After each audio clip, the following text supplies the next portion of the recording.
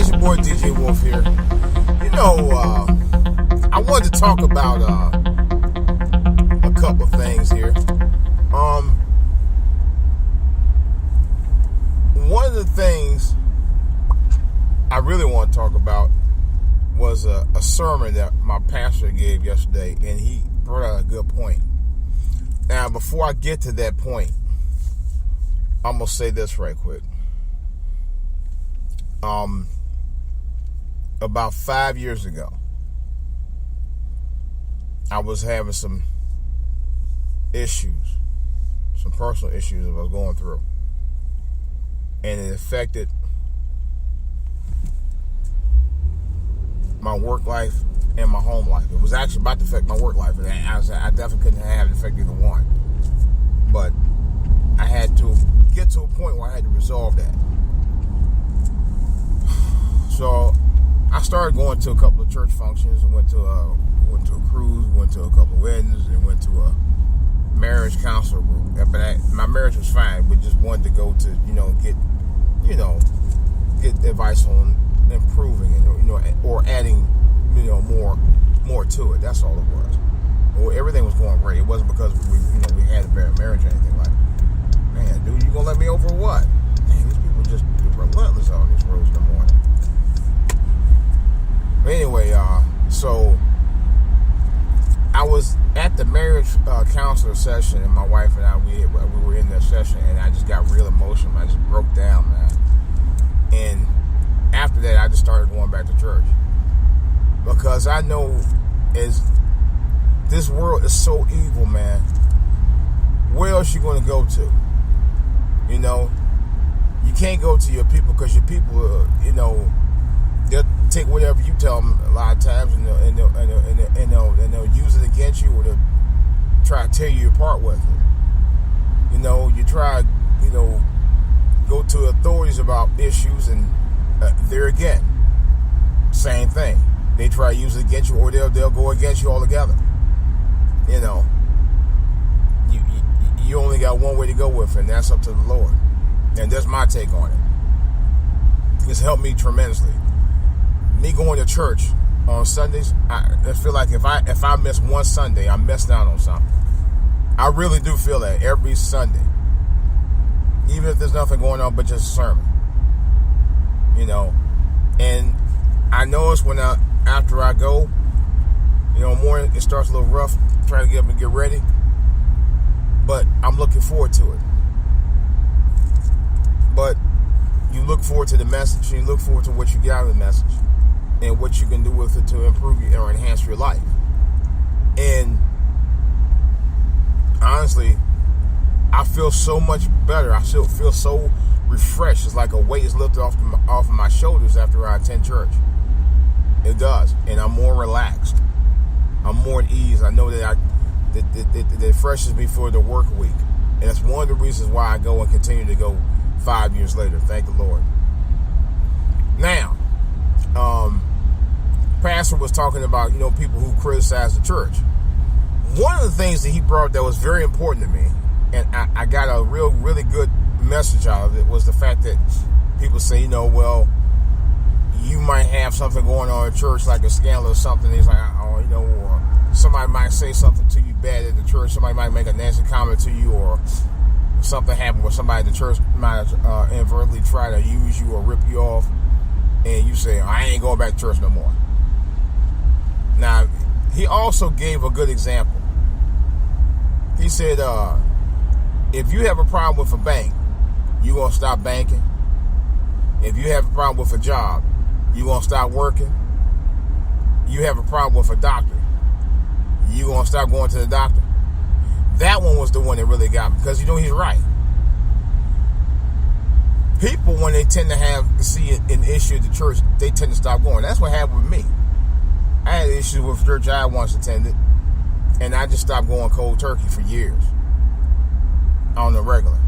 And I was going on regular back in the 80s, and I stopped going. But then I realized it's not about you going necessarily for fellowship. Also, although fellowship is a good thing, I started back going because I needed to go for me. I needed to go for my salvation. my repentance, my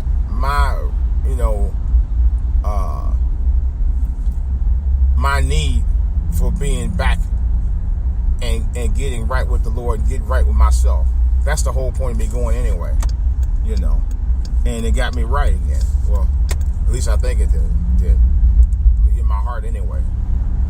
But you really go to really get life lessons. People think the Bible's like all full of a bunch of hooey when it's really not. If you read the verses and get something out of the stories, it's really teaching you a lesson. It's telling you, giving you a message about living your life right.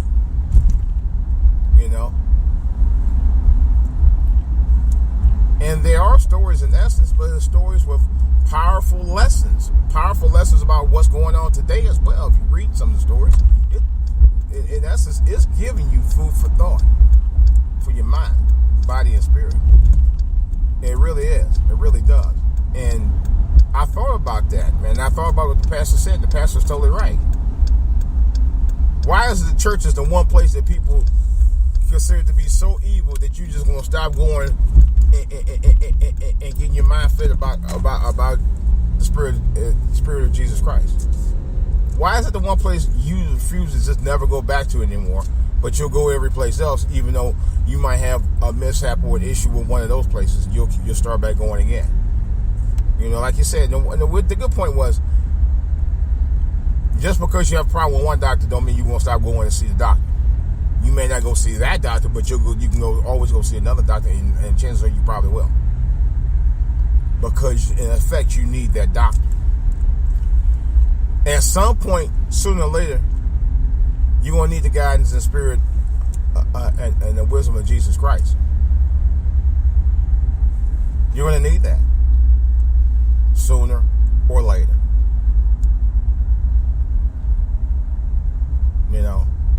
There's no point you saying, I ain't dealing with that no more. And like I said before, yeah, the Bible written in sort of a story form, but not really. It's daily teachings. It's teaching you about life, how to go about conduct yourself throughout life. It's giving you guidance to proper living. That's what you really have to realize. People think it's all about the book, it's all about the money, it's all about the prestige. It's really not. For some people, it probably is. For me, it's not.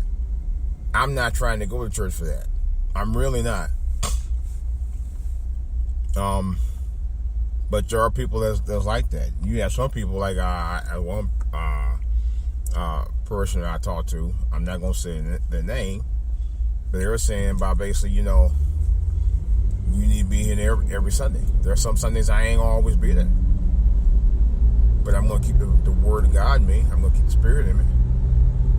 I'm going to still continue to live the life that I expect to live, based on the teachings of Jesus Christ. One of the things I know I need to stop doing is cursing, because that's my bad habit, is cursing. I don't really drink. I don't smoke. I don't go womanizing because I'm married, of course. I don't get into no illicit or illegal things. I live as clean a life as I can, but I want to be better. I like I said, I always strive to do better. I always strive to improve on the things that I can improve on to make myself a better person. And at times it's tough. It ain't easy living the right life. It ain't easy trying to live a good life.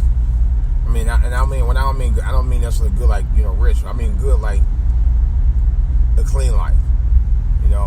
Because you always have people out there trying to tempt you into getting into something that you don't need to be getting into. But that's why you need the Word. That's why you need to read the Word. That's why I need to read it more. And I try to. I'm going to try to take at least a half hour or hour out of my day to do just that. To get something out of it.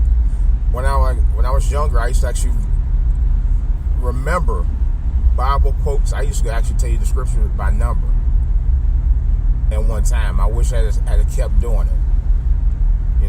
But I had influences were telling me, no, don't do it, or you don't need to be doing this, don't be doing that. And that I was still a teenager. I was older. It was just coming up. I was becoming an older teenager. So I, of course, you living at home, you're going to listen to what your folks tell you.